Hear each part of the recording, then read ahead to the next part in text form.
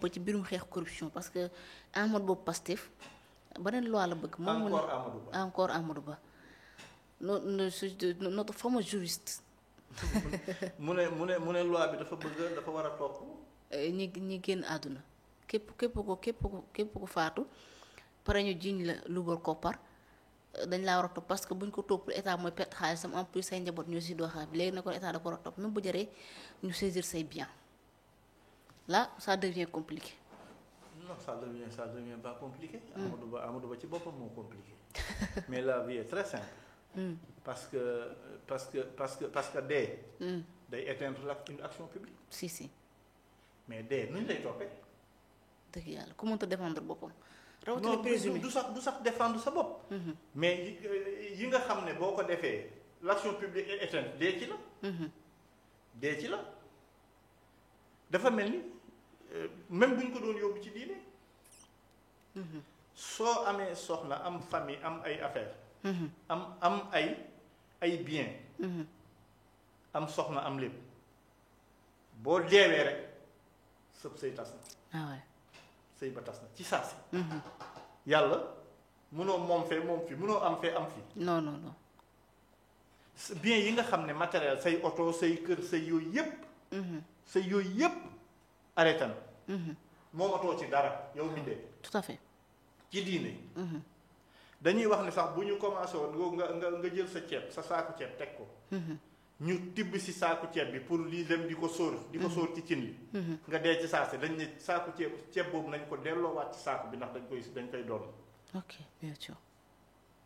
donc loolu. ci diine noonu la demee. ah ouais. ci droit. parce que le droit s'inspire. de la religion. tout à fait bari. bien sûr. boo xoolee le COC c'est le code des obligations civiles et commerciales. fii ngay waxee mariage. partie mariage bi da ngay gis ne lu ci bëree. dañu inspiré wu parce que le tribunal travaille avec. les religieux imams ak yooyu. bien sûr on appelle le cadi et le représentant de yooyu. da ngay gis ne yu bëree dañ ko nuroo. nan la nit ki di deewe ngay continuer di ko topp. ah ouais. parce que là il faut il est juriste il faut mu xoolaat bu fekkee def na droit. ses cours de succession sur la succession. mu dem jàngiwaat ko. waaw mu dem xool ko. bu xoolee ses cours sur la succession dina xam ba xam waa ji dee li fi nekk moo ko moom wala li fi nekk ku dee amatul luñ koy toppee du point de vue du droit. si. la mort éteint l'action publique et toutes les actions d'ailleurs publiques pénales ak civiles ak yu demee noonu. donc moom. nee naa la à chaque fois s'il s'agit si Amadou Ba. te man li ma ci jaaxal mooy revers yi muy am jaaxalu dérangé wu ko moom. non mu ngi koy. Amadou Ba essaie de nous interpréter une loi. conseil constitutionnel ne ko yow da ngay caaxaan lii mu tënne. il revient xaw ma ci ban affaire. ñu ne ko non affaire bi. Macky Sall conseil constitutionnel. troisième mandat. il revient sur ce xam nga yeddoon naa ko fi. waruma ko sax yedd. parce que kilifa la. mais nee naa ko woon fii na xoolaat boppam. il ne sert à rien de faire de l'activisme juridique wala l'activisme politique boo xam ne amalul kenn njariñ. si il faut qu'il arrête ça coow la fiy indiwaat rek mais du mujj fenn. ku dee kenn mënu koo topp ci dara. non. ku dee kenn mënu koo topp ci dara. bien sûr du droit. exactement merci alors ci li nga xamante ni moo daan nekk bureau fonctionnaire milliardaire déjà premier ministre mu jox mu ne fii ci réew muy toll kenn waru fee mën a nekk fonctionnaire ba nga nekk multimillionnaire wala sax ngay am li nga xam ne moo di ay milliards ci dëkk boo xam ne président daanaka salaire bu moins de 5 millions lay am premier ministre autour de 4 millions mais xanaa ñoom dañoo fàtte seen fonds commun yi ñu am nga xamante ne c'est des milliards yu ñu am. waaw xam nga premièrement. le salaire est secret. tout à fait. moom warul nekk fii di wax salaire nit ñi. ministre yi lii la ñuy am ministre yi président lii lay am ak yooyu. et puis bon président 5 millions lay am premier ministre 4 millions lay am. mais kan la ñuy nax. vraiment. kan la ñuy nax. du ma sax dugg ci yenn détails mais nañ xool li nekk ci ginnaaw loolu. waaw les privilèges entre autres. les privilèges. président jëndoo essence. jëndoo fayoo luyaas. fayoo électricité. fayoo ndox. ak yeneen yoo xam ne mi ngi am. ah yooyu yëpp yow mais non vraiment. de qui se moque-t-on? Et puis nous sommes dans une république. xam nañ ce que c'est les privilèges, ce que c'est que les fonds politiques, ce que c'est que nangam ak nangam. Qui peut nous faire croire que le président un président waxuma sax le président là. balaa ñu naan dama ko offensé. Qui peut nous faire croire qu'un président ne se contente que de son salaire? wala un PM ne se contente que de son salaire? loolu moom ay waxam rek la.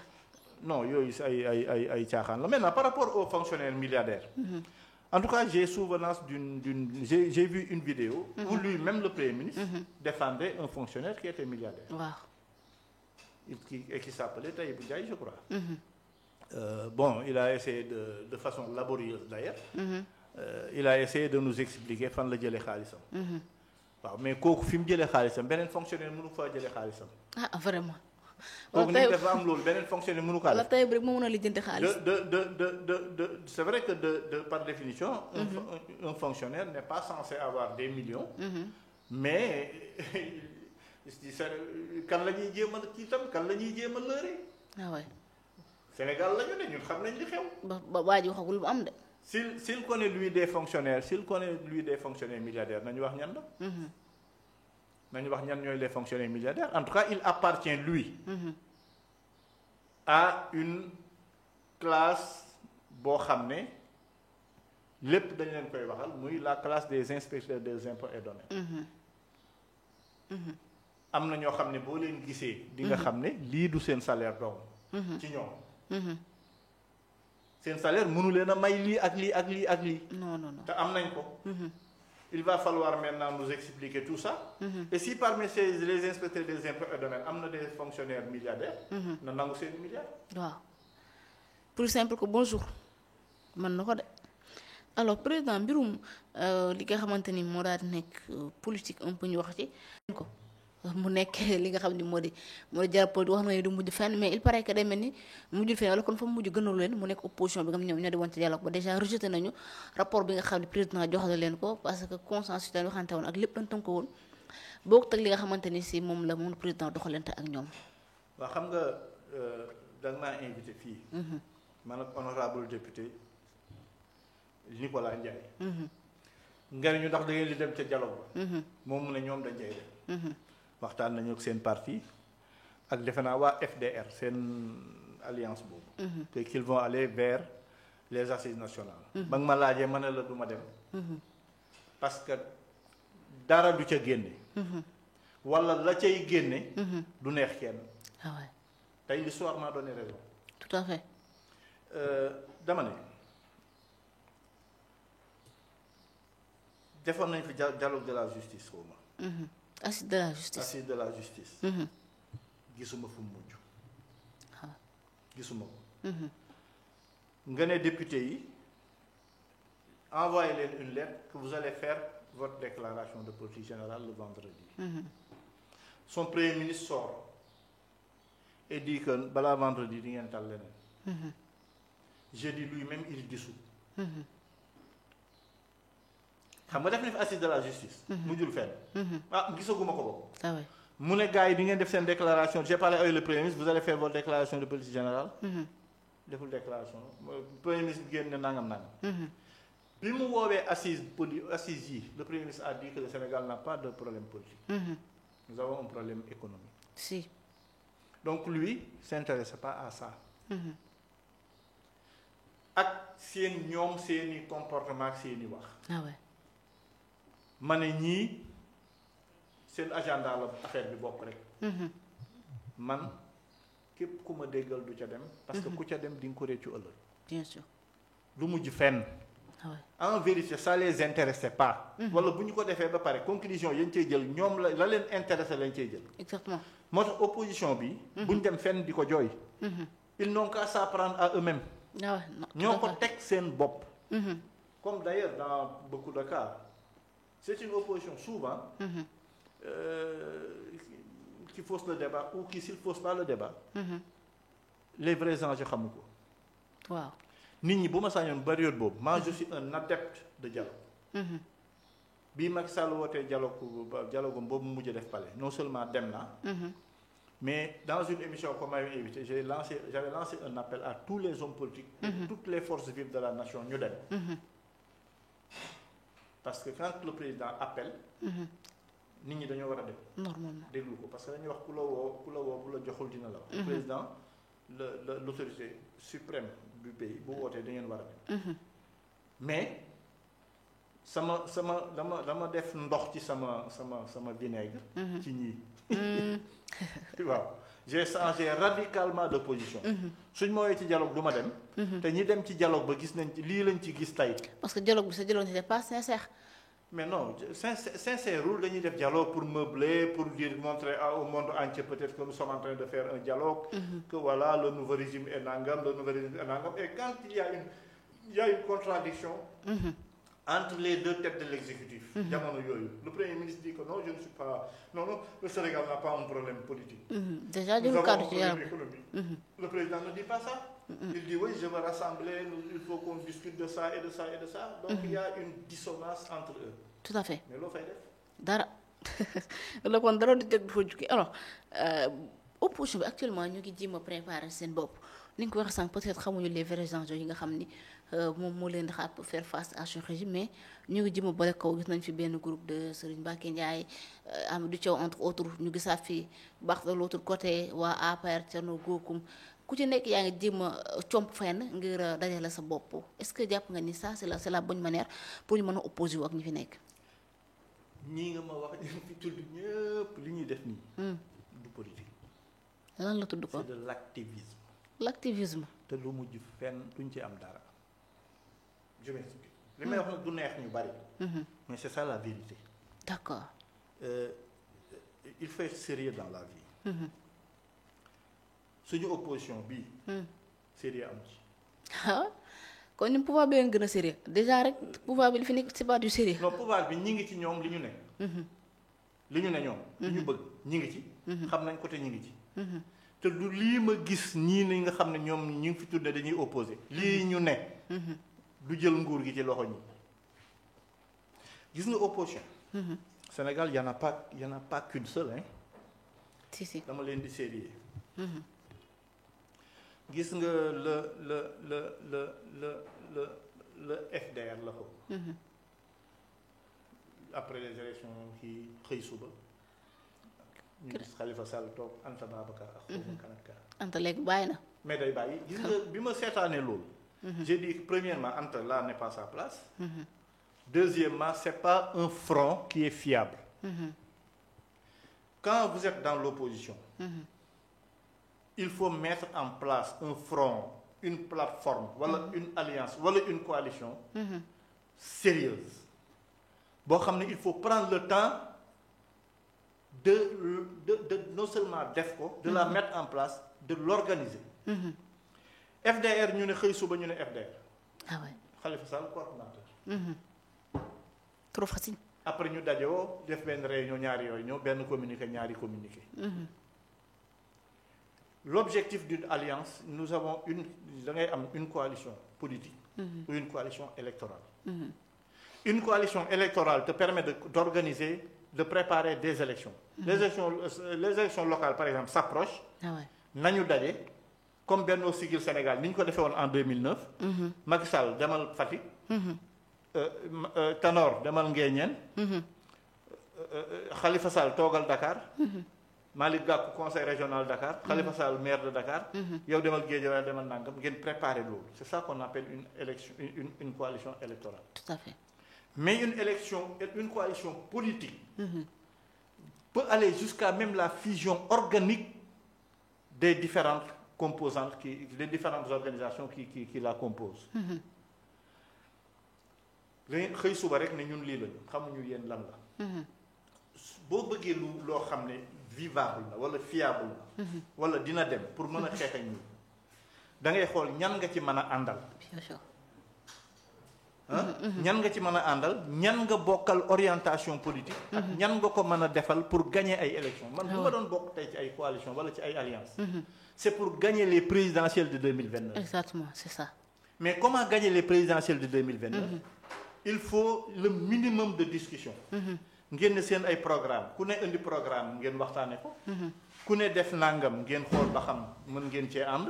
ngeen d'accord ci et même d'accord sur la forme du gouvernement. samp benn candidat. D'accord sur la forme du gouvernement. Le nombre de ministres ñan ñooy occuper les places. D'accord sur Assemblée nationale. D'accord sur une politique étrangère bu ngeen di doxal après. D'accord ci yu bëree bëri. am un candidat qui portera le flambeau de la coalition. Bien sûr. ngeen dem. loolu amul ci ba tey. Donc ay dajaloo spontané daje ci benn réunion oui ñun on a mis en place une alliance yaa ko jiite nangam ak nangam alors que man gis naa ci ñoo xam ne profil yoo xam ne ils sont parce que je connais la classe politique. Et la classe politique et ñi leen di composer. am na ci ñoo xam ne ils peuvent te faire croire que ça les intéresse pas oui mais ils seront candidats. Si. ngeen ànd ba élection présidentielle ñëw. Vous êtes dans une alliance ou une coalition. ngeen ànd ba élection présidentielle ñëw après ngeen am 5 candidats. Vous allez perdre. bañ a ko perdre. Donc ñun. dañu ne woon. il faut réfléchir sur une alternative. À ces gens-là. Si. te alternative bi ñaari option lañ ci am. man dama jàpp ne. Sénégal bu xasee retirer ci yow le pouvoir. dootu la ko delloo. Si. Le parti socialiste. mi ngi nii. Le PDS mi ngi nii. et APR ngi nii et c'est pas demain qu'ils retourneront au pouvoir. lii man maa la ko wax. D'accord pour naa ñu ko organiser wu de. waaw non organiser wu mais ñoom xam nga ils font de l'activisme politique comme ni ma ko waxee. ñoom dañuy saboter quoi. donc ñoom sa mbokk apériste c'est mes amis là donc ñoom ñooñu. man dama leen exclure. L'APR est la nouvelle responsabilité. APR nouvelle responsabilité. Moi je considère que c'est une entité, une seule et unique entité. ñi ci nekkoon. ñi nekkoon PDS ñi nekkoon Parti socialiste. je crois que nañu jéem a pour le moment seeti leneen luñ def.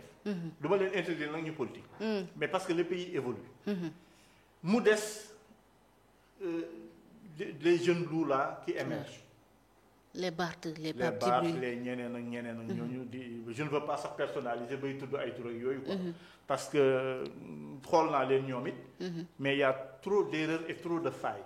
Si. Et est-ce qu'il y a quelqu'un parmi un leader suffisamment charismatique parmi ces jeunes là. capable de porter le combat demain. pour gagner ay élections. Si. Est-ce que am na ci. C'est ça la grande question. Donc moo tax ñun on avait dit qu'il faut travailler. dans le sens. d'un candidat. qui peut nga xam ne da ngay gis parce que le Sénégal est sens dessus dessous.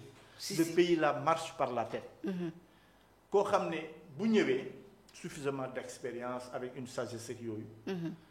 qui va travailler dans le sens de remettre tout à l'ordre. Tout à l'ordre et d'organiser des élections et de partir. Pour 5 ans. Bien sûr. xam loolu mën naa am. kay. jëli benn waay fële. xaw ma fan la ko nit ñi mën a jëlee. waa joo xam ne du xaaja jege Pastef. du xaaja jege APR. du xaaja jege PDS. du xaaja jege Parti socialiste. loolu dina compliqué ci réew mi. compliqué wul. ñooñu boo leen boolee. ñi leen gën a jub. gën leen a bëgg réew mi. gën dàq leen ëpp leen xam-xam. mat nañ fi ay millions yi millions ñi ngi ci réew mi. Si. boo ci amoon kenn. mu pour un mandat de 5 ans. et unique mu remettre tout à l'ordre. organiser ay élections jox ko ci Sénégalais yi tànn dem yoon. wala nga xool c'est un choix. wala nga xool dans l'échiquier. ay nit ñoo xam ne mën nañoo ànd. d'accord sur le minimum. parce que on ne peut pas avoir un candidat wala un kii sans un programme commun. Tout à fait. de gouvernement. mënoo am ne da ngay alliance lañ wala coalition lañ te amoo sans un minimum de programme commun wala ngeen bokk xalaat wala dara. Vraiment. loolu su amee bu ngeen ko waxtaanee ba d'accord avec un candidat boo xam ne da ngeen koy teel a déterminer. moom mu d'accord porter affaire bi. avec le nombre de ministres qu'il faut après. Quel est le régime que vous allez adopter. changement constitutionnel yi ngeen war a def. si même par référendum. Ah oui. ngeen war ko yu bëree bëri ngeen d'accord ci. bien sûr et dès maintenant vous vous engagez à se battre pour ça. tout à fait. li mu war yépp ngeen def ko. loolu tam beneen option la. ah ouais. mais ceux qui se disent opposants là. et qui ont eu à gérer ce pays là. moi je crois que ce qu'il faut éviter. c'est de prendre le pouvoir ci waa Pastef. di leen ko joxaat ñoom. ah ouais. erreur la man d'accorduma ci. dina doy waar. muy mes amis de l'APR. muy mes amis du PDS. muy mes amis de kii encore que ils n'ont plus rien à nous proposer. ah ouais vraiment. amatuñ ko. non doy na boo yoree 20 ans nga yor ko am réew. muy le parti socialiste. yore 12 ans am réew muy PDS. nga yore 12 ans am réew muy APR Macky Sall. ak Benno Bokk Yaakaar. mais lan nga ñu fi mën a wax leneen. ah non amatul lu ñu prouvé surtout APR ñoom amatul lu ñu prouvé Sénégalais. lan nga ñu fi mën a li ñu waroon def yëpp def nañ ko. lan nga ñu fi mën a wax leneen loo xam ne waxoo ñu ko woon. wala nga dig ñu ko loo ñu digul woon. amul donc il faut se tourner résolument vers l'avenir. et se tourner résolument vers l'avenir mooy c'est d'essayer de travailler pour que ñi perte pouvoir bi. mais mu dem ci yeneen loxo yoo xam ne. bien sûr dina ko mën defar. tout à fait merci c'est clair en tout cas.